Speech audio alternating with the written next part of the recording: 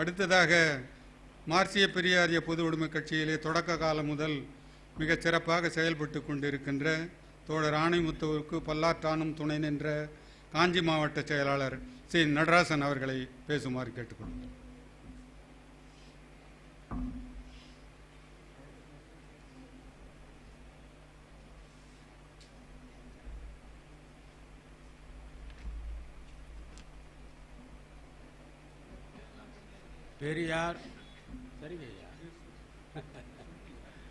பெரியார் 146ஆம் பிறந்த நாள், தோழர் வே. ஆணைமுத்து அவர்களின் நூற்றாண்டு.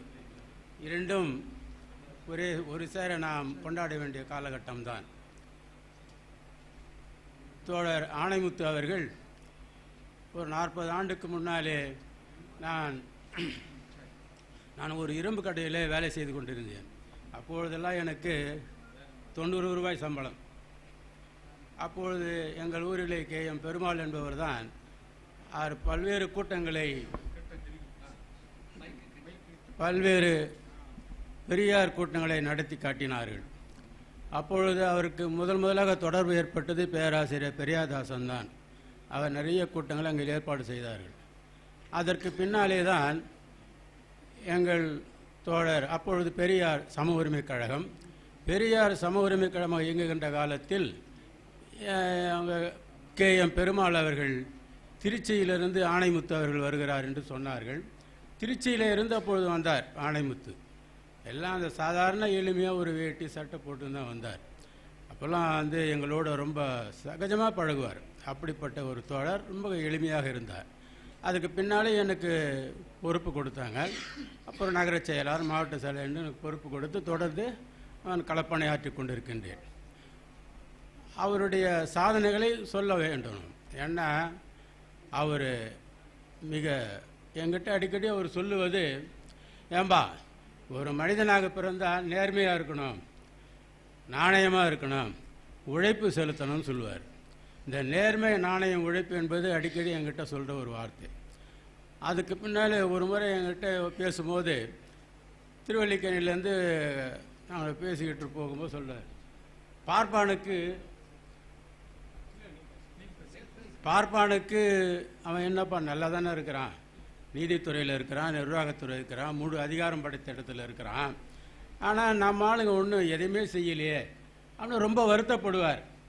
அவனுக்கு எதுவும் இல்லை, ஆனால் 5000 10,000 சம்பளம் வாங்கக்கூடிய ஒரு பார்ப்பான் கூட புரோகிதம் செய்ய போகிறான், பல்வேறு நிகழ்ச்சிகள், மத சடங்குகள் செய்ய போகிறான். இப்படியெல்லாம் செய்து அவன் அதை வளர்த்தெடுக்கிறான், தன்னை காப்பாற்றி கொள்ளுகிறான். ஆனால் நம்மவர்கள் எதையும் செய்யலையே, மிக பெரிய அளவில் களப்பணியாற்ற வேண்டாமா என்று அவர் வருத்தப்படுவார். தோழர் ஆணைமுத்து அவர்கள் தொடர்ந்து அவனுடைய செயல்பாட்டில் முதலாக நான் அவரிடம் கற்றுக்கொண்டது, முதலாக எங்கள் காஞ்சிபுரத்தில் கூட்டம் போடும்போது அவர் ஒரே தலைப்பு, இந்திய அரசியல் சட்டம் ஒரு மோசடி, அவ்வளோதான். அவருக்கு ஒரு 1.5 மணி நேரம் பேசினார். அதுதான் விளக்க பொதுக்கூட்டம். அந்த இந்திய அரசியல் சட்டம் எப்படி வெகு மக்களுக்கு எதிரானது, அந்த செய்தியை முழுமையாக அவர் 1.5 மணி நேரம் எங்களை பேசும்போது முழு விளக்கத்தோடு நாங்கள் அதை உள்வாங்கிக் கொண்டோம். அதிலிருந்து நாங்கள் பெரியார் சம உரிமை கழகத்தில் இணைந்து இன்றைக்கு மார்க்சிய பெரியார் பொது உரிமை கட்சியில் இங்கே பெருமைக்கு இப்போ எங்கள் தோழர்கள்லாம் இருக்காங்க.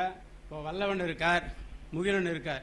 இப்போ நாங்கள் என்ன மேடையில் பேசுகிறோன்னா கூட இவருடைய கட்டுரைகள், முகிலன் கட்டுரைகள்லாம் நான் அதிகமாக படிக்கிறது. அடுத்தது இப்போ வல்லவன் தலையங்கள்லாம் தொடர்ந்து எழுதுகிறாரு. அப்படி தான் நாங்கள் படிப்படியாக வளர்ந்து கொண்டு, நிறைய படிப்பதை விட கேட்பது தான் அதிகம்.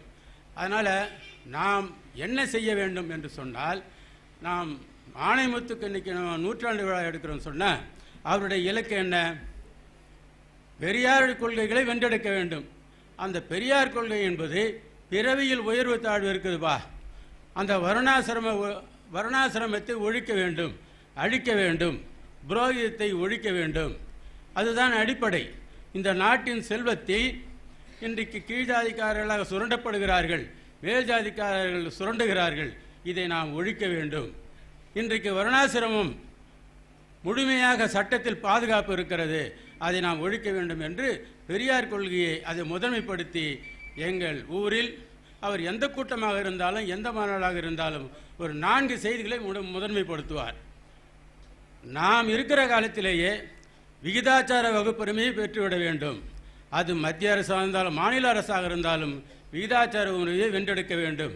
என்னையா டெல்லியில் இருக்கு, அவனுக்கு விரலை விட்டு ஆட்டிடுவார்.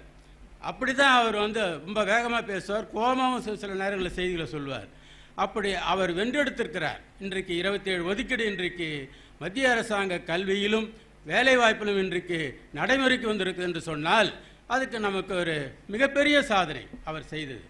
அதே போல் சும்மா அந்த வீண் கௌரவம் வரட்டு கௌரவம் அவர் செய்ய மாட்டார். அவர் சொல்கிறார் வாழும் பெரியார் அப்படின்னு பல கூட்டங்களில் சொல்லும்போது அவர் சொல்லுவார், அவர் நீங்கள் பெரியார் குறைத்து மதிப்பிடாதீங்கப்பா, நீ என்ன வாழும் பெரியார்னு சொன்னீங்கன்னா அவரை நீங்கள் குறைத்து மதிப்பிடுறீங்க, அது தவறுன்னு சொல்கிறார். அதே போல் அவர் சிந்தனையாளர்கள் தனக்கு சரின்பட்டதை எழுதுவார். அதெல்லாம் எவ்வளோ பெரிய தலைவராக இருந்தாலும் அதை பற்றி அவர் கவலைப்பட மாட்டார். அது எந்த கட்சியாக இருந்தாலும் தொடர்ந்து அப்படி தான் எழுதிட்டு வந்தார். ஒரு கட்டத்தில் அவருக்கு பெரியார் விருது கொடுக்க கலைஞர் அவர்கள் முன்முயற்சி செய்தார். பல முறை அவருக்கு தொலைபேசி மூலம் தொடர்பு கொண்டார்கள். ஆனால் அவர் பெற்றுக்கொள்ளவில்லை. நான் கேட்டேன், ஒரு அரசு கொடுக்கிற விழாவில் ஏன் பெரியார் விருதை பெற்றுக்கொள்ளலாம் இல்லையா? அவர் ஒரே வார்த்தை சொல்லிட்டார், ஏம்பா நான் சிந்தனையாளர் எழுதுகிறேன், நான் அது கை நீட்டு அந்த விருது ₹1,00,000 வாங்கிட்டா நான் அப்புறம் மேலும் கீழும் பார்க்க வேண்டியிருக்கான், சாதக பாதகம் பார்க்க வேண்டியிருக்கான், எனக்கு அது விருப்பம் கிடையாது. அவருக்கு தங்கராஜு கூட்டம் சொல்லிட்டார். அதென்னப்பா தங்கராஜு கூட்டம் சொன்னார். அதே போல் தங்கராஜு கொடுத்துட்டாங்க.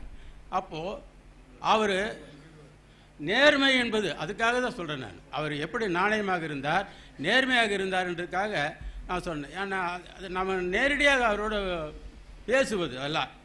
அதே போல் தொடர்ந்து அவருடைய எண்ணங்கள் என்பது ஒரே எண்ணம்.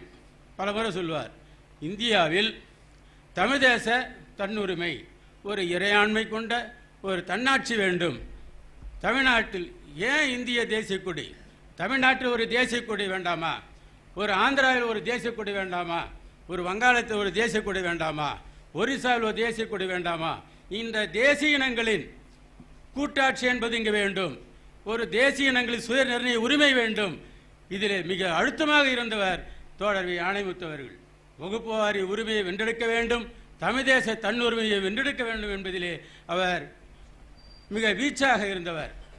அந்த அடிப்படையில் இந்த விழாவில் நாம் ஏற்றுக்கொண்டது என்றால் நாம் நம்முடைய களப்பணி என்ன வேண்டும், இந்த 2 செய்திகளை நோக்கமாக கொண்டு நாம் தொடர்ந்து செயல்பட வேண்டும் என்று கூறி முடித்துக்கொள்கிறேன். நன்றி, வணக்கம்.